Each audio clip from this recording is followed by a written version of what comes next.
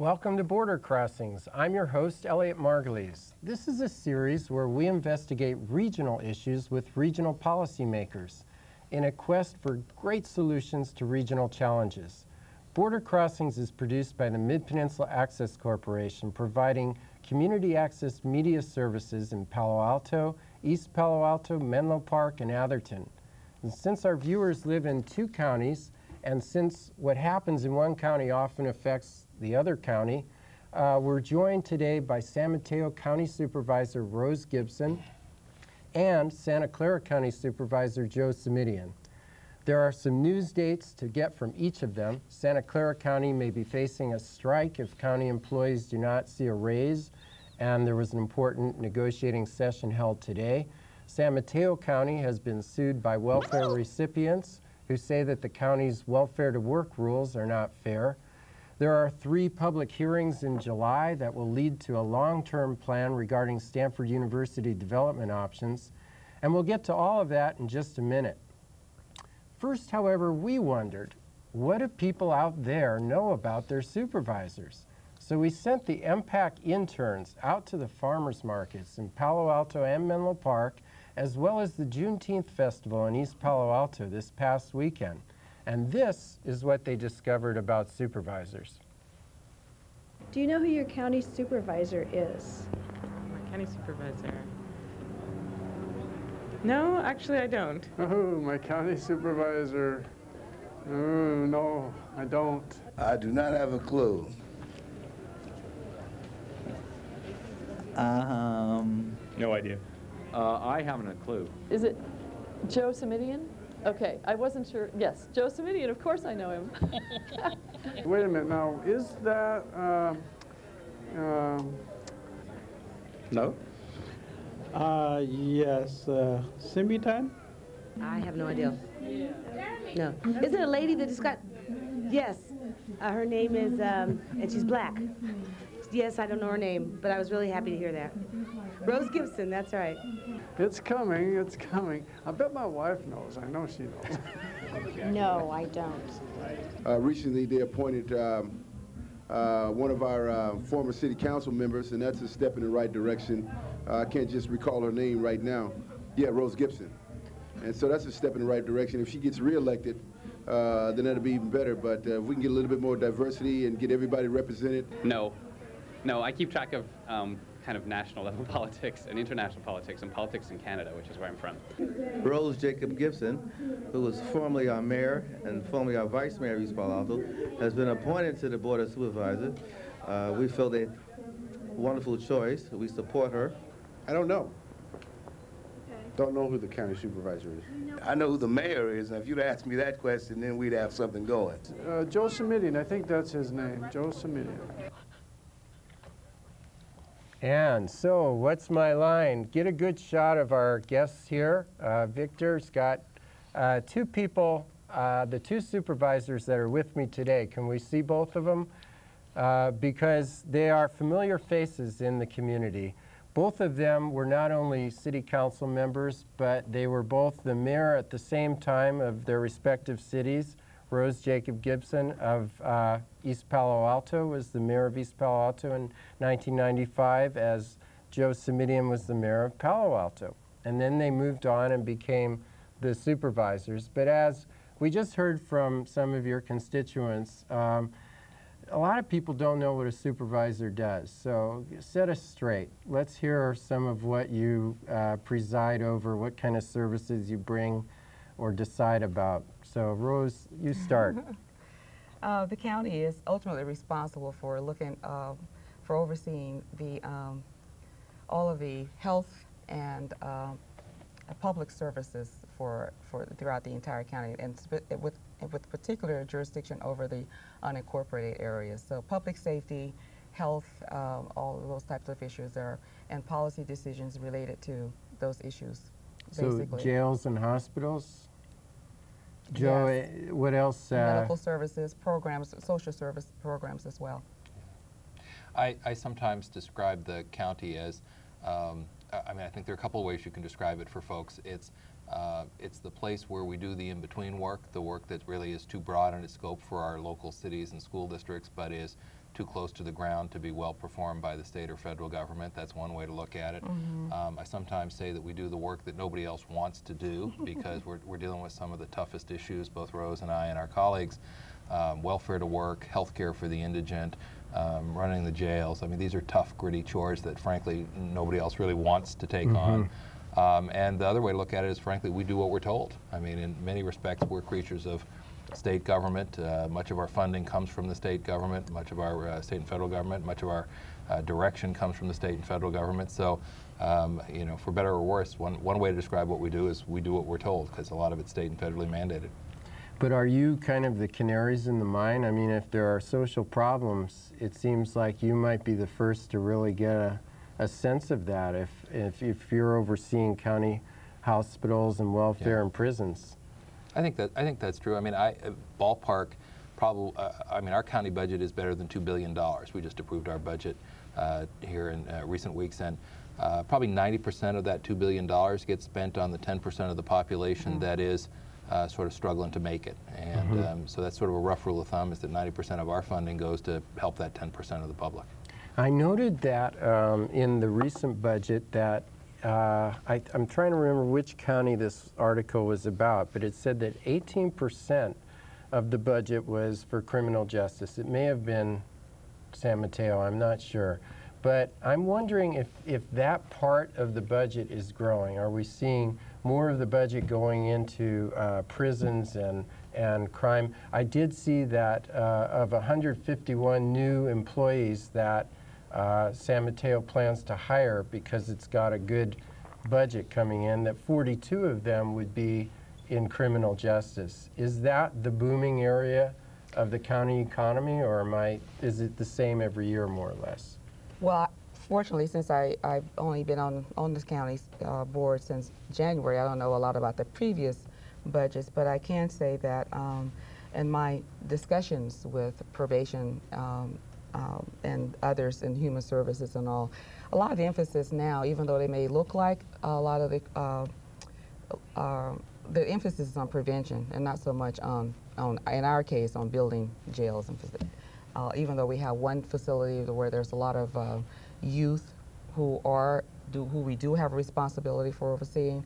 We want to improve the facilities, but the program we have is more about prevention, where we're actually providing them with services that would help them to improve their lives and to be able to be sure that that when they leave there, that they are more productive citizens. Would you know, like, out of the 42 criminal justice jobs that are going to be created, what percent of them, or how many might be geared toward prevention and as opposed to just guards in the jail? That I don't have the answer to right now, but that's why I was mainly talking about the fact that the emphasis has been shifting, still shifting, yeah. More toward prevention rather than just keeping them in jail and overlooking, to be sure that they stay behind those bars. Right. But really creating programs that will actually help them and provide them with better services than what we had before.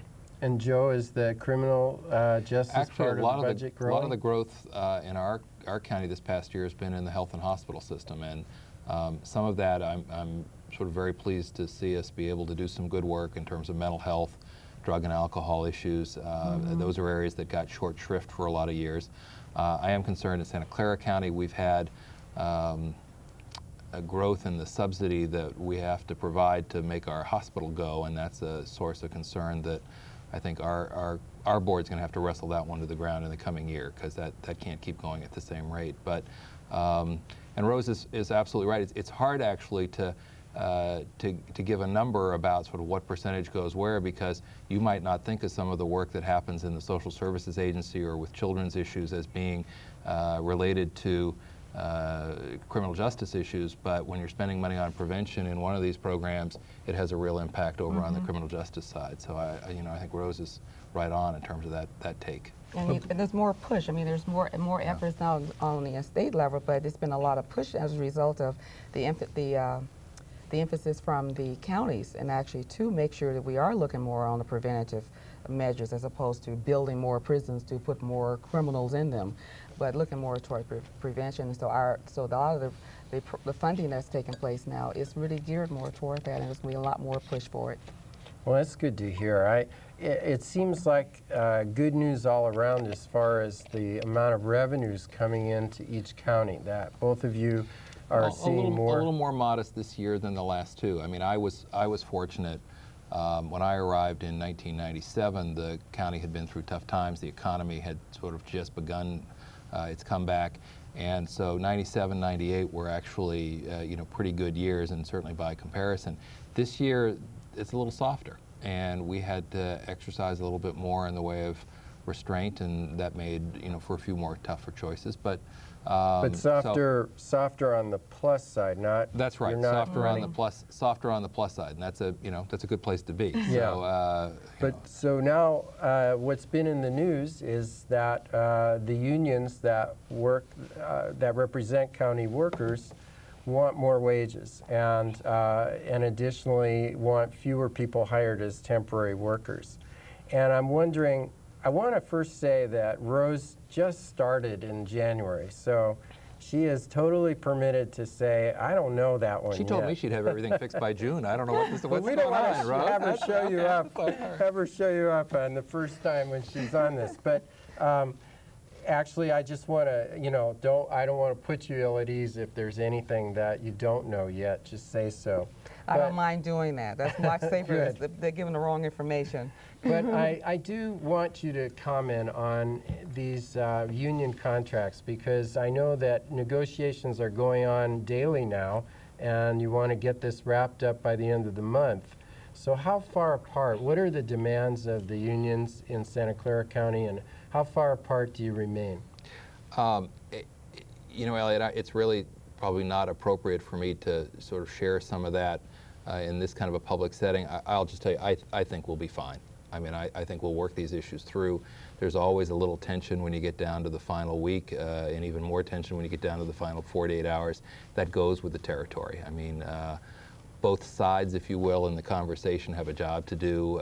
We're trying to balance our resources with a desire to pay people a decent living wage so that they can do good work for the public. The folks who come to the table on behalf of the employees are trying to make sure that their folks get what they need.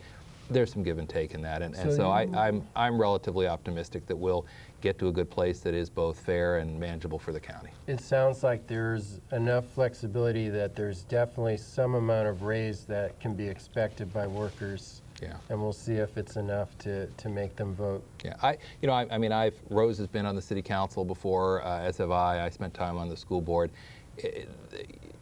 The most important thing as you go through this process is to preserve your ability to work well with one another when it ends. Inevitably, Definitely. it will end, and then everybody's got to go back to work with one another and deliver service to the public. And so, I tend to try and sort of understand that there's a certain climate that's part of going through negotiations, but mostly my concern is to make sure you don't do anything that damages the ability of the organization at the end of the process. All right. Are you, do you sense a similar flexibility toward raises in San Mateo County for because 5 out of 9 contracts are expiring this year. Right.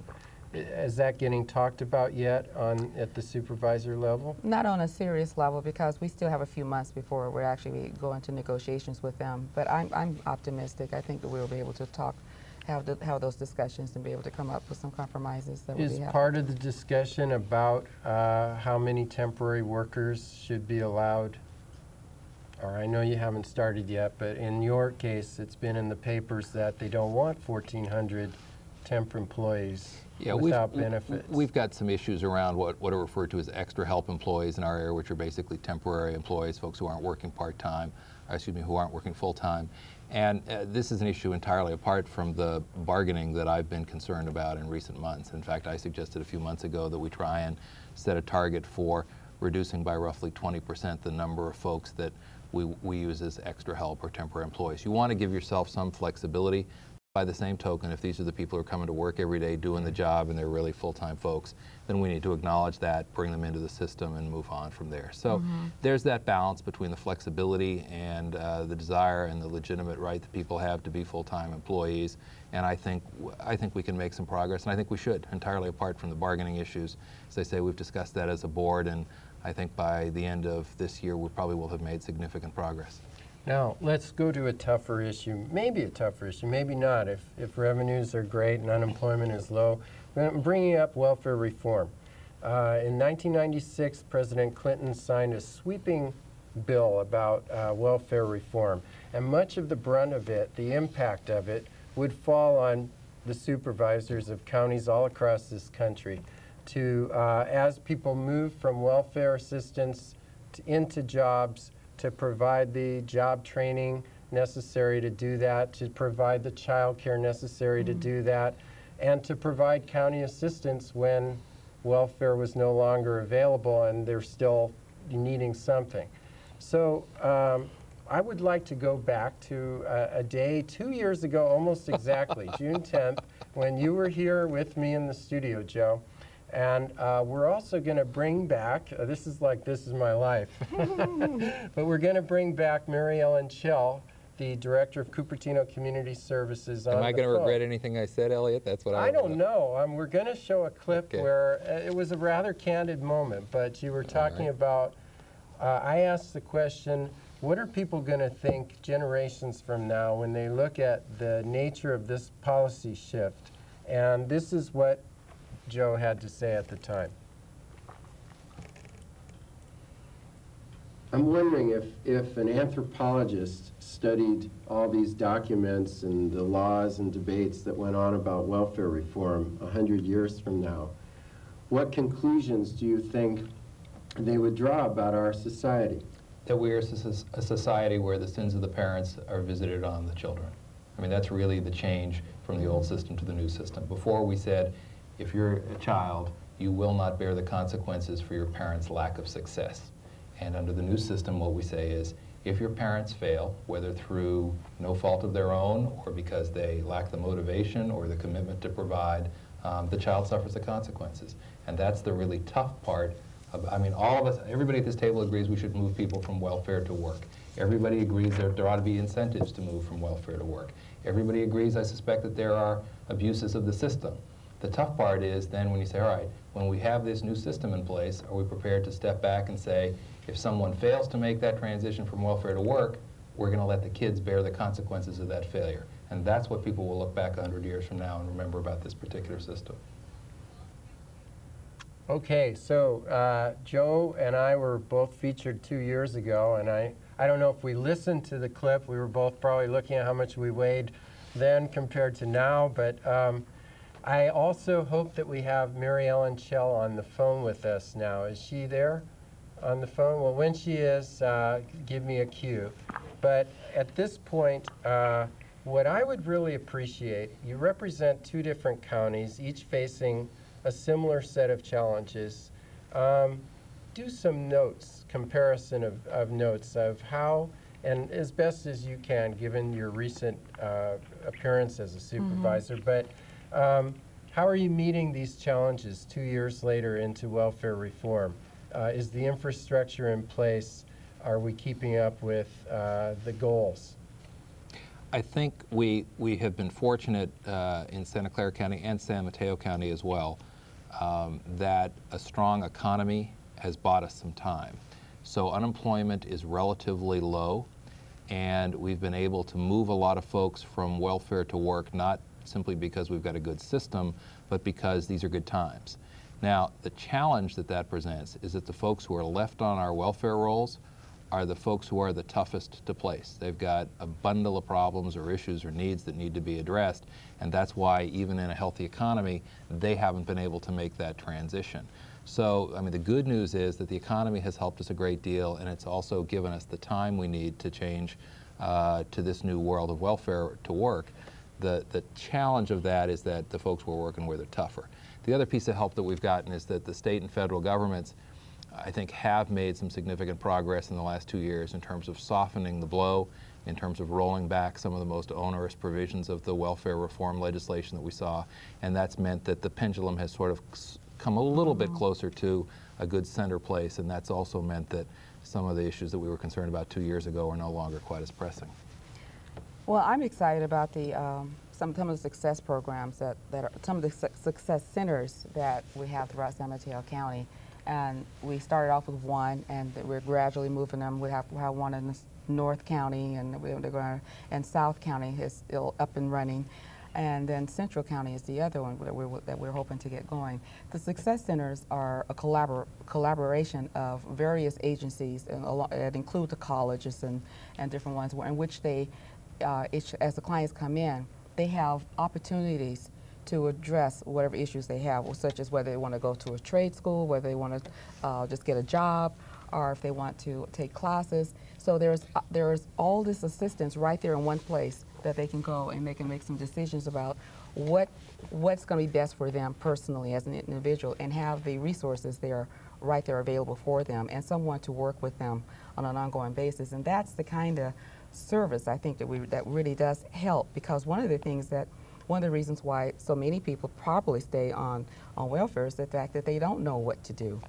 So they kind of get into, what is it, like a mall, a one-stop shopping for job, getting placed in a job? A center, one place that they can go and either get a job, go to training, or sometimes it's a combination. But those are opportunities that they have through the program, which I think really is a success, and that's why I think that adds to. Are there links between the success centers and local industry? Are the local companies taking people? Are they in good communication so that the people getting through the training get the jobs? Through the employment department, yes. They work very closely with those success centers as well.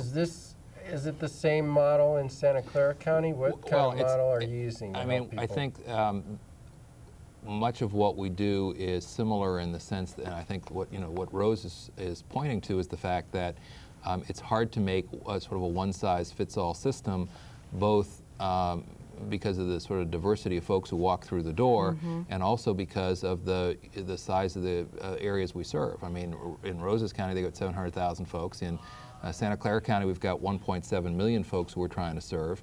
And what works in Gilroy is not going to work in Palo Alto. What works in East San Jose is not going to work in other parts of the county.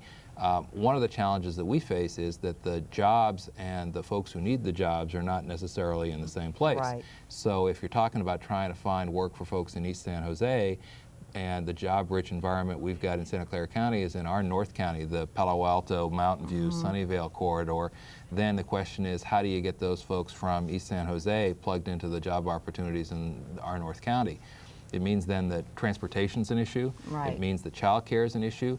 And so it's not just about training and placement now, it's about a whole bundle of services, as Rose was describing, that you've got to pull together in a package to help people be success. Be a success. We have Mary Ellen Chell on the line. We may be going to get some feedback. Literally and figuratively. Yeah, we're going to get all kinds of feedback. Mary Ellen, are you with us? Yes, I am. Okay, we can sort of hear you. Okay. And then also, can we turn down the sound in this room? We're getting a lot of commands from the control room in here.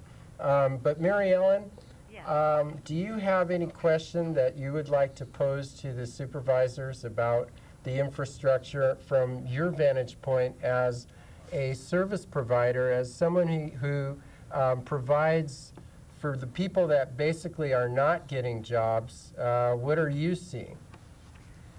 Well, we are seeing that a lot of our clients are not able to make a livable wage. Part of the problem is that the jobs that are available are high-tech or need a higher level of skill than the clients that we serve, and it's an extremely high cost of living area. This is one of the highest places to live in the country, one of the most expensive places to live, and so there's a big gap between the people who have the stock options, who are making it, and those who are still what we call the working poor. I do want to commend the County Board of Supervisors, and particularly the Santa Clara County Social Services Agency Director, Yolanda Rinaldo. This whole idea of welfare reform is a huge undertaking, but social services has made it a real effort to include the various stakeholders, the nonprofit agencies, the governmental agencies, and the line staff, Alette Lundberg, has just done a very good job in pulling this just tremendous effort all together. I think the issues that we're looking at now, the main issues, and we've touched on that in this program, is transportation. How do we get people from East San Jose to jobs in Palo Alto? I think we need to have some work there. And I'm also very concerned about what happens, what kind of contingency plan do the supervisors have in place for when the economy takes a downturn. Right now the economy is very good for a lot of people, but when those jobs dry up, how are we going to handle the impact? I think that's when we will see the impact of welfare reform. Thanks, Mary Ellen. We'll go to our supervisors now. There was a lot of food for thought there. Joe had brought up that very point about how it's gone as smooth as it has so far, in part because the economy's been so strong. Do we have any safety net for when there's an inevitable downturn of the economy? And then also, just between the two of you, you can exchange any ideas about how you've created those infrastructures for transportation and childcare, how you might even collaborate with each other if some of the jobs are actually in one county while the training's in another county. Go ahead, and I'll just jump in as a bystander. Well, I mean, there's nothing terribly creative about the notion of reserves, but I've been a steady, some would say overly repetitive voice on trying to make sure that we have adequate reserves tucked away in our budget. And there's always pressure to spend on worthy programs that have their advocates in front of the board. But the point that Mary Ellen was making, which is I think well said, the one thing you know about the current economy is that sooner or later it's going to take a dip. And so, you know, I've been an advocate and have had some success and support from my colleagues for putting away funds in a reserve, both sort of a basic contingency reserve, which will be there when that rainy day comes along. But we've done something actually that I think has been very sound, which is to create what we call a reserve for economic uncertainties, which is sort of a bureaucratic way of saying when the economy goes in the tank, we want to be ready. And that's about $13 million. That is budgeted as an ongoing, not sort of set aside one-time only emergency funds, but it's budgeted every year so that if during the course of this year we find that the economy takes a dip and that has an impact, we're prepared to sort of absorb that and cushion the blow for folks. If the funds aren't necessary during the course of the year, then they're there for us to reinvest in capital, things that have been let go far too long. But then again, next year we'll fund that reserve. So that's, as I say, nothing very creative about it, but it's the discipline of saying we're going to hang on to that, we're going to set the money aside, we're not going to spend ourselves to the absolute limit and then wonder why, when we're pressed, we don't have the funds. That's one of the ways we've dealt with it. So a reserve. Is there any other ideas for what we're going to do? I mean, $13 million is a lot of money, but I don't imagine that would cover all these different training issues that, I mean, one of the, when I say we've bought some time, one of the things I think both Rose and I are talking about is you get the advantage of having the time to train folks so that they are more competitive in this very difficult market. I mean, again, Mary Ellen's point, well made. It's tough to place people in a, I mean, the good news is that the wages are high if you can train folks. The bad news is you got to train them to a pretty high level. And so we're buying some time with a good economy, and hopefully if and when that economy takes a dip, these are folks who weren't competitive before but will be competitive after they've been given an opportunity to participate. But the bottom line is, I mean, are most of the people who are coming off of welfare, are they most likely going to be in the service industries, you know, waiters and gas station attendants and so forth, and not be able to afford to live here? Is that just one of the catch-22s about how high our cost of living has got, even if you do a great job of getting them into it. That's definitely true. I mean, regardless of what income level they are, they're still going to have difficulties, and that's what we're faced with. It's the fact that everyone who's been on welfare is not the lower income people. It's been from all across. You have the working poor. And so it's everybody. It's all at all income levels that basically are most income levels that are really having difficulties with maintaining. If they get a place, sometimes it's even maintaining the place is an issue. And one of the other challenges that we happen to constantly be looking at how we're going to deal with is the child care, because that too there's a crisis in child care. So we have that along with the transportation and along with the working poor issue as far as trying to be able to help them, to provide them the assistance. But the good part is that if we can help them, if we can encourage and have the resources available so that they can upgrade, that too will help. Yeah. And that's the best. One of the best things you can do. I know the two of you know each other well and like each other, but do you figure things out together at all when it comes to child care, for example? I know transportation has reached that level, but some of these other issues, have they ever become a collaborative venture? Not yet, but that's something that I've already had at least one discussion with the Child Coordinating Council, in which we've talked about the fact that it is such a big crisis. And when you begin talking about these things, you do think in terms of talking regionally, see what other ideas there are out there and how we might be able to work together, because we are so close together. Well, and I mean, going back to the question you asked about folks, I mean, it may be far, I mean, this is one of the issues that Rose and I have said we've wanted to talk about, is that it's probably more likely that folks from Redwood City, Menlo Park, and East Palo Alto are going to be available to work in Palo Alto and Mountain View than folks from East San Jose. So, I mean, that's a place where that artificial boundary it should, sort of be swept aside. Why? Well, again, just the transportation issues. Yeah. I mean, we've got folks who are 5 minutes away across a city limit line or a county line, for whom getting, they can literally climb on their bicycle and make their way to work. That's not going to happen for somebody in East San Jose. So, in that case, I think we need to make sure that our folks in San Mateo County are connected with the job opportunities in Santa Clara County, and that the information is being shared back and forth between the two agencies. This is a subject that came up at the Progress Seminar that San Mateo County did, that Rose and I were both attending at, and we talked a bit about it there in terms of making sure that those kinds of connections get made. The other thing, Elliot, that I think is important in the way we sort of rethink these issues is traditionally the system was designed so that once you sort of made the transition from welfare to work, you got pushed off the cliff. I mean, you took one great big jump, and hopefully, you didn't land too rough.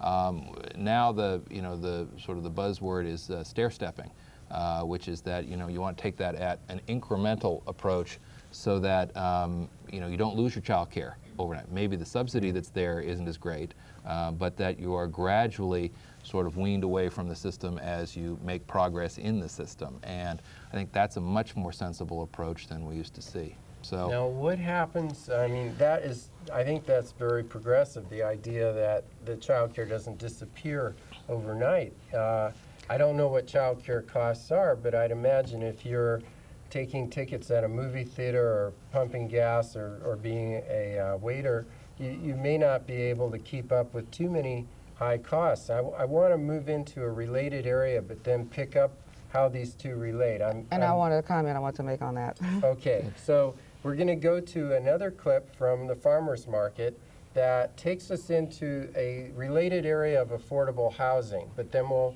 lump the two together in a second. So here's our comment from the public.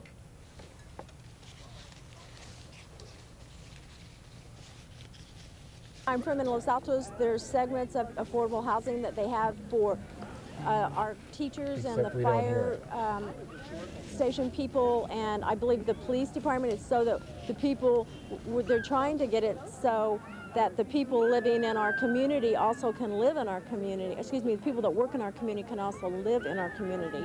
They do these really important roles, and to me teaching is about as important as you get. So if these people have to drive an hour or more, then it's ridiculous. Just, we didn't get the audio in the studio, but I want to clarify some of these issues. That we actually heard affordable housing come up more than anything else, at least at Juneteenth and the farmers markets, if that's any barometer. But according to ABAG, which you both participate in, jobs waiting grew until on they the were peninsula finally by rescued. 8% from 95 to 97. Housing grew by only 2%. Rents grew in San Mateo County by 25%. I'm a renter, so I'll second that. And in Santa Clara County by 29% in the same period of time, 95 to 97. So whether you're a welfare to work success story and now getting a job out there, or whether you've been running a nonprofit agency or whatever, like myself, you've been faced with both the fact that, like, a lot of the staff on this nonprofit, just as an example, can't live and see the channels that we make programming for. It's much more dire in many other circumstances. So is it just a catch-22, or is that stair theory that you said, where you don't take away child care? Is there rental assistance, etc.? But before we go back to Joe, let's catch up with Rose Gibson on the comment you were going to make before. The comment I was going to make had to do with the fact that there's a lot of, Joe and I've talked about a lot of the programs and how the welfare to work is working for a lot of people, and the success of the success program in San Mateo County. That does not mean that it's going so well that it addresses all of the issues, and I want to be sure that the viewers understand that we acknowledge that. Because a lot of women in particular have to work sometimes 2 and 3 jobs just to be sure that they can meet those standards. And then they still have a child care problem. So they're rushing from one job to the other, trying to pick up the child, take them to the next place that they can drop them off at. So it's those kinds of issues that really makes it very, very difficult, and that's one of the realities. So although they're not just having welfare, they're actually working, they're still now being burnt out and have very little family time. So we have to find a way that we can make things even better for those who are really trying hard to stay off of welfare, to really make that transition. And the child care is one of the big problems that they face, along with the housing. Joe, so that moves into the... Well, I think, if you've lived on the peninsula for a long time, this is something that you can't help but sort of feel in your gut. I mean, I grew up here. I was a teenager here. I went to Palo Alto High School. My father was a teacher. My best friend's father was a mechanic. Our classmate's dad was the head custodian at Palo Alto High School. And, this is 30-something years ago now in Palo Alto. They all not only lived in Palo Alto, they all owned their own home, and in most cases they own their own home on one income. Now, those days are gone. They're not coming back. And I don't think we're going to be able to unmake the economic forces that sort of have brought us to this point. So for me, the issue is, what can we do to create a permanent stock of affordable housing that will continue to be available? Because I don't think we're going to remake the market, but I think we can be as aggressive as we possibly can be about creating affordable housing. As a city council member, the project for developmentally disabled young adults that's recently opened on Page Mill near El Camino, the Lytton 4 project for very low-income seniors, the Alma Place project for the working poor. I mean, those were all projects that I played a role in, and that sort of give me great satisfaction now that they're online. And that is a permanent stock of affordable housing that will remain in the community, and we're just going to have to keep doing more and more and more of that. In our circumstance, what I've tried to do is provide some leadership through something called the Housing Leadership Council with the Silicon Valley Manufacturing Group, where I serve as one of 3 co-chairs. And we're trying both to get elected officials to do a bit more in the way of approving affordable housing in their communities, putting together a trust fund, a housing trust fund that would have $20 million that could be leveraged to produce even substantially greater amounts towards affordable housing. I mean, you happen to talk about it from one perspective, but it's, we've got homeless issues on the one hand, we've got middle-class first-time home buyers who can't break into the market, we've got folks who need affordable rental housing. So there's not sort of one, I mean, if there were an easy quick fix, we'd have done it. There's a range of issues, and you sort of just have to be like a dog with a bone on this one and never let go. I mean, that's just the way it is. You've said it well, because it's going to take a variety of issues in order to address the real housing issue. Because in addition to a lot of the points that the supervisor's meeting has already mentioned, in addition to that, I think they're looking at the legislation as well, because it's not a real incentive for cities to actually build affordable housing, and that has to change.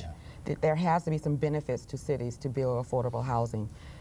Because do you otherwise, find when you talk to mayors that they're sort of resisting some of that stuff, affordable housing or housing for poorer people or housing for shelters for the homeless? Is that, do you find yourself as salespeople for those kinds of things? There are a lot of affordable housing issues are definitely related to the perception of what affordable housing is and who lives in affordable housing, and that has to change.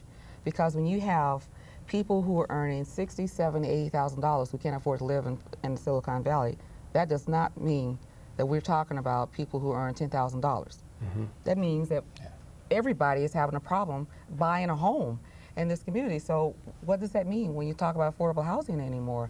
So a lot of the perceptions has to change about what affordable housing is before we can make some real inroads into getting all of the cities to willingly to participate.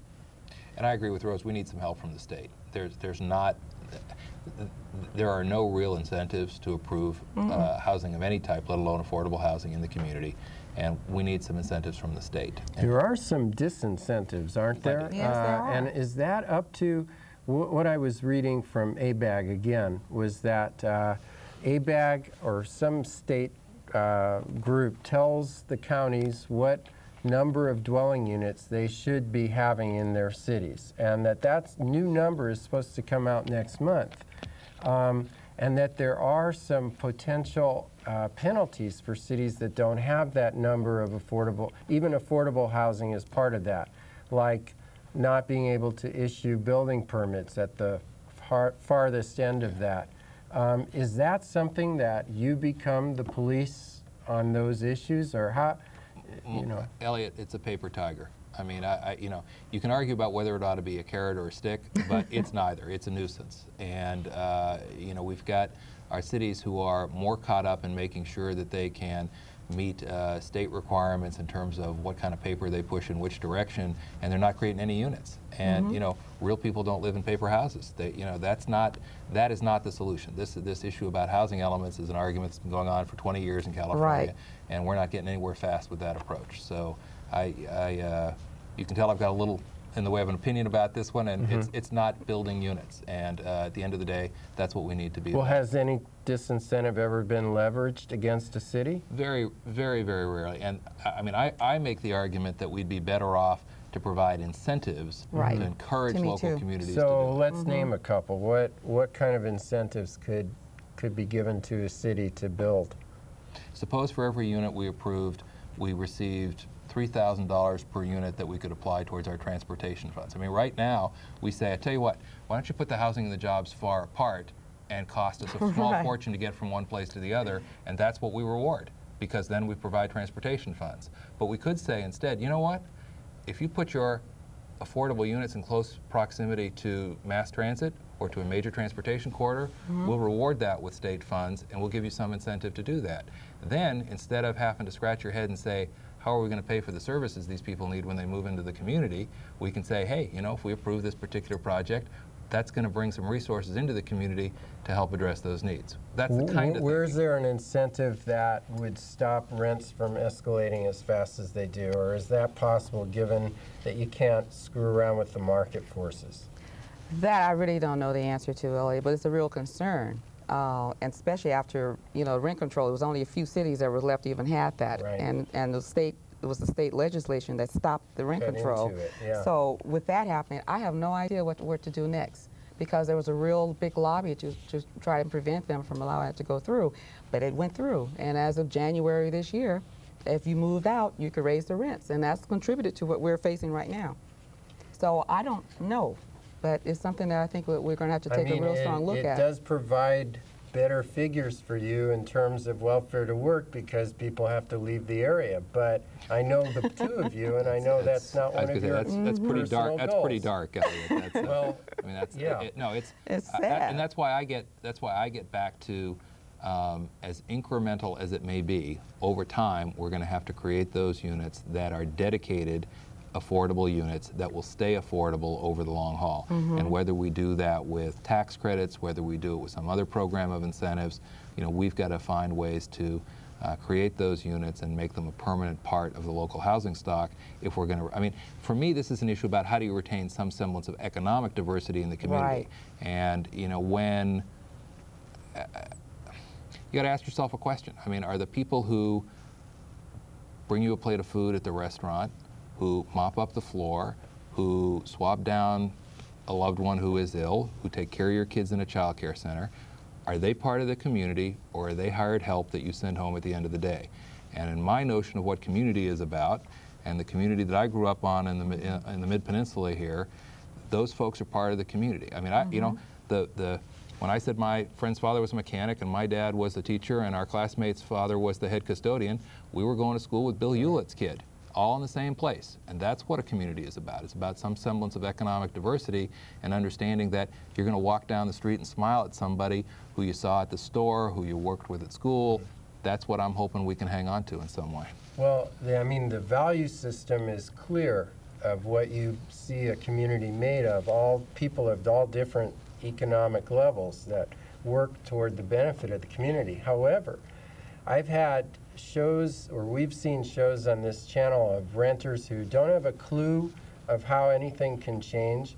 We've had the mayors of East Palo Alto, Menlo Park, and Palo Alto come on and say, you know, it's a big issue, and we're, you know, we have this unit here and this unit here that people, but we don't know how it can really change. And what can we, and you know, here you are at the next level of the counties.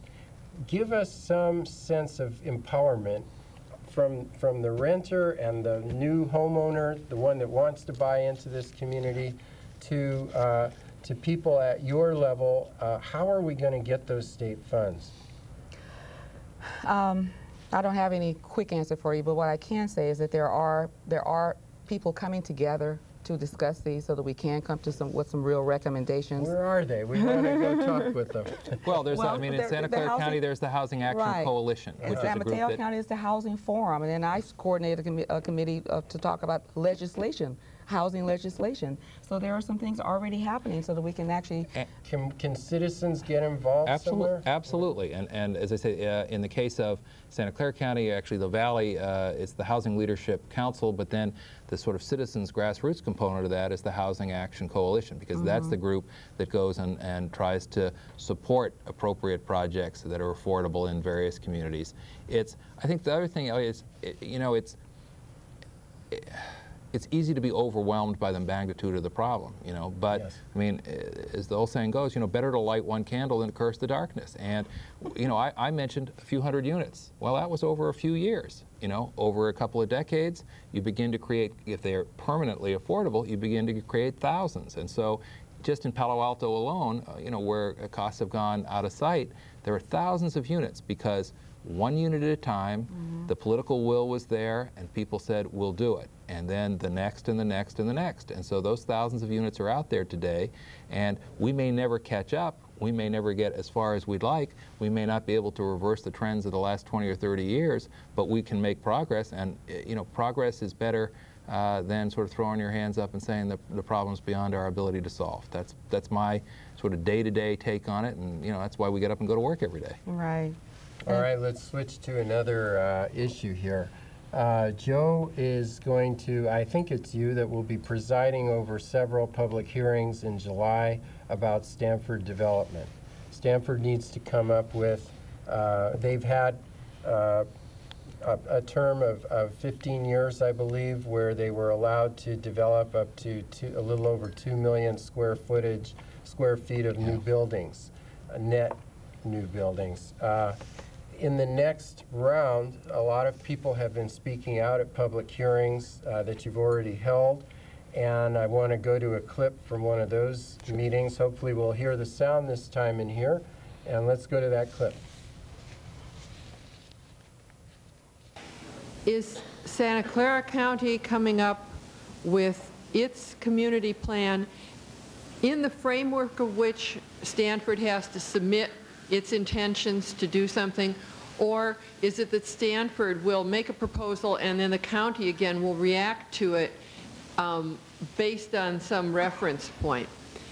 And the second question is, I'd like to have further clarification of how this thing that's happening with Santa Clara County is going to relate to things in San Mateo County, because we're right the other side of this 800-pound gorilla sitting there. Okay, gorillas are sitting nearby, and you're presiding. So, what do you expect is going to come out of these hearings? A couple of things. One of the things I discovered when I went on to the County Board of Supervisors was that historically, these kinds of land use discussions have taken place in San Jose, relatively remote and inconvenient for folks who were most affected by the discussions.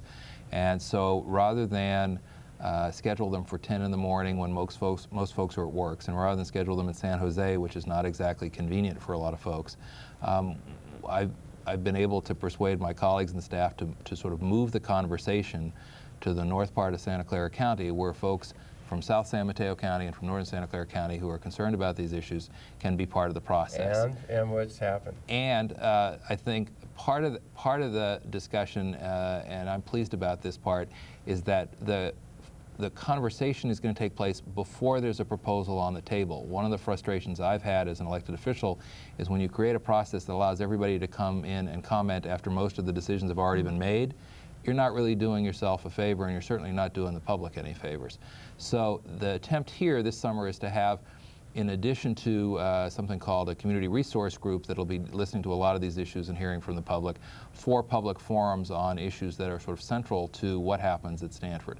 Housing, land use, transportation, open space and conservation. All of these forums will be opportunities for people to hear sort of what Stanford's thinking is, what the wider public concern might be, and then to voice their own individual views about what Stanford ought to take into consideration before it brings a plan to the county, and what the county ought to be thinking about as it considers Stanford's application. But one of the largest issues, I mean, whether or not you've heard all the stories on either side of it, is whether there can be some trade-off that gives open space west of Junipero Serra some permanent protection. And, you know, I know that that's something a lot of the people who've spoken out so far have asked for in return for development permission in other areas of Stanford lands. Are you withholding your own judgment on that, or until you've heard more? Well, I've tried to have it both ways, Elliot. On the one hand, I don't want to prejudge an application that hasn't even been submitted yet, and I don't want to reach any conclusions before we go through this 1.5-year process. I mean, the point of asking people what they think is not to say, I've already made up my mind now, you know, tell me what you think. So I think I need to keep an open mind during that process and try and be an honest broker that brings everybody to the table so everybody gets heard. Having said that, I made it pretty clear when we had this conversation at the Board of Supervisors that the university should expect to provide open space commensurate with the level of development activity that had taken place not only in the unincorporated county, but in the other portions of the Stanford lands, which are in the city of Palo Alto, Menlo Park, unincorporated San Mateo, Woodside, Portola Valley. That's also part of the reason it's important to get the conversation going up here in the North County, because historically those other jurisdictions haven't been part of the process, and I thought it was important and appropriate, you know, and essential really, to get them into the process. And that's happening. So you've got folks from other jurisdictions who, I mean, we've got the mayor of Menlo Park who sits on Santa Clara County's Community Resource Group on Stanford lands. You've got the chair of the Planning Commission from Portola Valley who sits on Santa Clara County's Community Resource Group. I mean, that's the kind of conversation that is border crossing that we ought to be having if we're going to have a truly regional perspective when these decisions get made. Well, thank you for doing that too, because it really is important to have that kind of input from people up this way, and to be able to have and to be accessible to them. Well, and it's, I mean, and thank you, Rose. I mean, it's a different approach than Santa Clara County has historically. I mean, I'll just tell you a very brief story. I said, look, folks in my communities are going to want to comment on these issues. We got to bring, and the staff looked at me like, you know, sure, another elected official who thinks that his district is special. So I invited a member of the county planning staff to come up for a town hall meeting I held on Stanford housing issues, and when 500 people showed up to comment on a proposal that hadn't even been submitted, they were believers. And so that, and I guess you're inviting people from Menlo Park to come to these as well. Absolutely. Right? And it's, as I say, it's a, you know, it's not East about... Palo Alto, too, for that matter. Right. Because the traffic issues and the traffic. And people are living in Union City or Fremont and getting to work at Stanford. Ask Rose about University Avenue. We've had that conversation. Yeah, definitely. We've all been trying to ride on the streets, and it's more and more difficult. Yes. Well, we're winding down to the end. I want to plug a couple of things. I don't have the exact times and dates of the public hearings, but I want to recommend that people call your office. Sure. What's the number? 650-965-8737. That's a toll-free local call from northern Santa Clara County or southern San Mateo County, even though it'll ring in San Jose. The number again is 650 Get your 965-8737. Thank you. Okay, I good. drew a blank on my own phone number. I'm sorry, I'm putting this on you. I would like to mention that the Board of Supervisors for San Mateo County is actually, MPAC now covers their meetings, and they're in the midst of their budgetary meetings. You can see the next one on July 1st. On Channel 77, that's our other community access channel, at 7:05 p.m. You can watch Border Crossings on Wednesday nights at 7:05 p.m., at 10 p.m. on Channel 6. And we're glad to have had you here. We want to have you back again. And thank you very much for tuning in to Border Crossings. We'll see you next time.